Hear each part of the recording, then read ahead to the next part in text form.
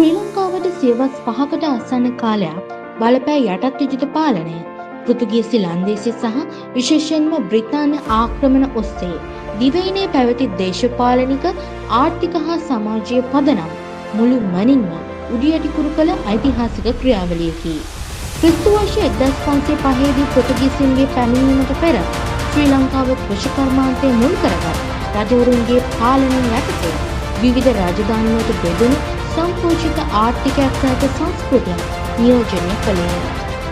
යටත් විජිතවාදීන්ගේ අරමුණ වූයේ දේශීය අවශ්‍යතා වෙනුවට අධිරාජ්‍යවාදී අවශ්‍යතා ඉටු කිරීම වූ බැවින් ඔවුන් දිවයින වෙනස්ම දිශාවකට යොමු කළහ. යටත් විජිත පාලනය විසින් සිදු කළ මූලිකම පරිවර්තනය වූයේ දේශපාලන පදනම වෙනස් කිරීම.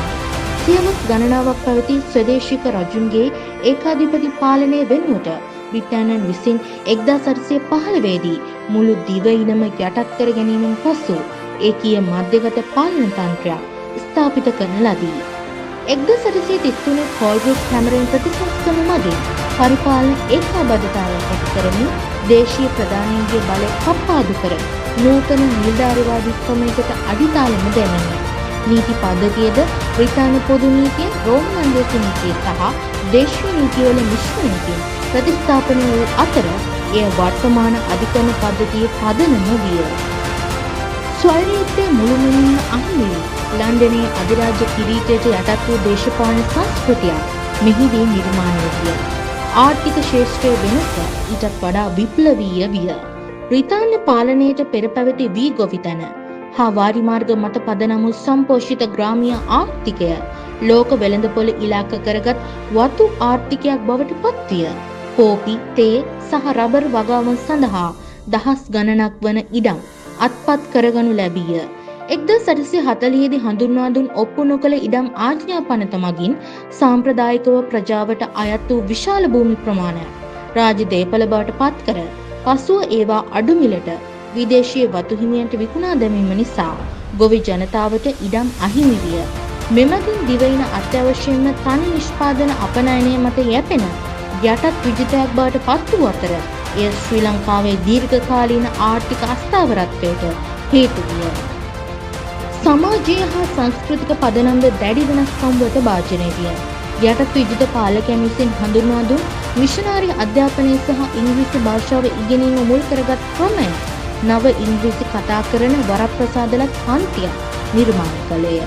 මෙම පන්තිය පාලකයන් හා දේශීය ජනතාව අතර අතරමැදියන් ලෙස කටයුතු කළ අතර පශ්චාත් යටත් විජිත යුගයේදී රටේ නායකත්වය ලබාගත්තේද මොවුන්ය.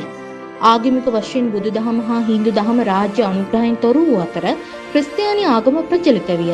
ඊට අමතරව වතුකරේ ශ්‍රමය සඳහා දකුණු ඉන්දියාවෙන් දෙමළ ජනතාව විශාල වශයෙන් ගෙන්වා ගැනීමත් සමග දිවයිනේ ජනවාර්ගික සංයුතිය සහ සමාජ සම්බන්ධතා සංකීර්ණ විය. මෙම සියලු වෙනස්කම් අවසානයේදී ශ්‍රී ලංකාවේ මුල් පදනම රැඩිකල් ලෙස වෙනස් කළේය. යටත් විජිත පාලනය රටට දුම්රිය මාර්ග, නව වරයන් සහ නවීන සංනිවේදනය වැනි යටිතල පහසුකම් ගෙන ආවද එහි ප්‍රතිඵලය වූයේ දේශපාලන ස්වාධීනත්වය අහිමිවීම, වෙළඳපොළ මත යැපෙන ආර්ථිකයක් සහ වරප්‍රසාදලත් හා අහිමි වූවන් ලෙස දැඩි ලෙස බෙදුණු සමාජ ව්‍යුහයකි.